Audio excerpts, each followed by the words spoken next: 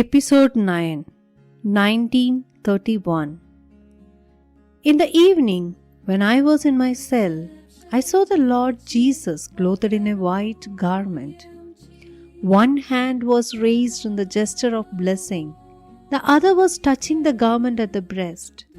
From beneath the garment, slightly drawn aside at the breast, there were emanating two large rays, one red, the other pale. In silence, I kept my gaze fixed on the Lord. My soul was struck with awe, but also with great joy. After a while, Jesus said to me, "Paint an image according to the pattern you see, with the signature, 'Jesus, I trust in you.' I desire that this image be venerated first in your chapel and then throughout the world. I promise that the soul that will venerate this image will not perish. I also promise victory over its enemies already here on earth, especially at the hour of death. I myself will defend it as my own glory." When I told this to my confessor, I received this for a reply. "That refers to your soul," he told me. "Certainly paint God's image in your soul." When I came out of the confessional, I again heard words such as these: "My image is already in your soul. I desire that there be a feast of mercy.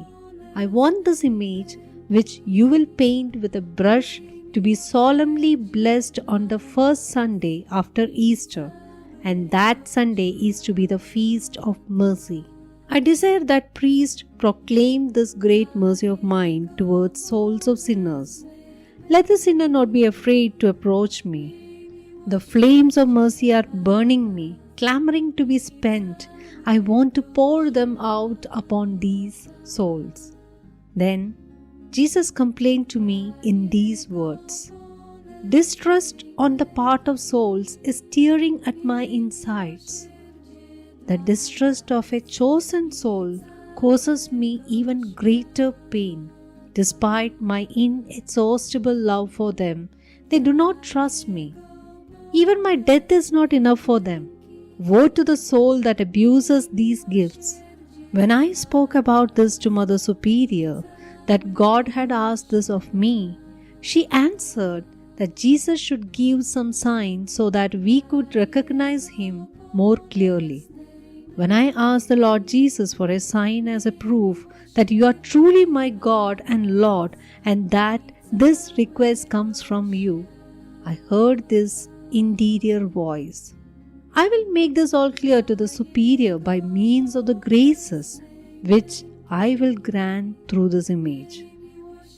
When I tried to run away from these interior inspirations, God said to me, on the day of judgment, he would demand of me a great number of souls.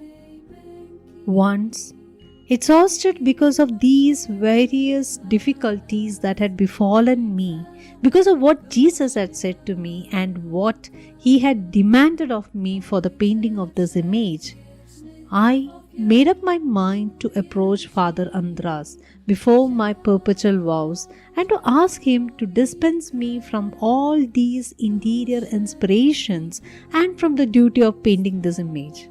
After having heard my confession, Father Andrasz gave me this answer: "I will dispense you from nothing, sister. It is not right for you to turn away from these interior inspirations, but you must absolutely, and I say absolutely, speak about them to your confessor. Otherwise, you will go astray despite the great graces you are receiving from God. For the present, you are coming to me for confession. But understand, sister, that you must have a permanent confessor, that is to say, a spiritual director." I was very upset by this. I thought that I would get myself free from everything, and it turned out quite the opposite, an explicit command to follow the request of Jesus. And now, Still another torment, as I had no permanent confessor. Even if I went to the same confessor for a certain period of time, I could not open my soul to him in respect of these graces, and this caused me ineffable pain. So I asked Jesus to give these graces to someone else, because I did not know how to make use of them and was only wasting them. Jesus, have mercy on me. Do not entrust such great things to me, as you see that I am a bit of dust and completely inept. But the goodness of Jesus is infinite. He had promised me visible help here on earth, and a little while later I received it in Vilnius in the person of Father Sopocko. I had already known him before coming to Vilnius, thanks to an interior vision. One day I saw him in our chapel between the altar and the confessional, and suddenly heard a voice in my soul say, "This is the visible help for you on earth. He will help you carry out my will on earth." One day, tired out with all these uncertainties, I asked Jesus, "Jesus, are you my God or some kind of phantom? Because my superiors say that there are all sorts of illusions and phantoms. If you are my Lord, I beg you to bless me." Then Jesus made a big sign of the cross over me, and I too signed myself. When I asked pardon of Jesus for this question, he replied that I had in no way displeased him by this question, and that my confidence pleased him very much. Całego świata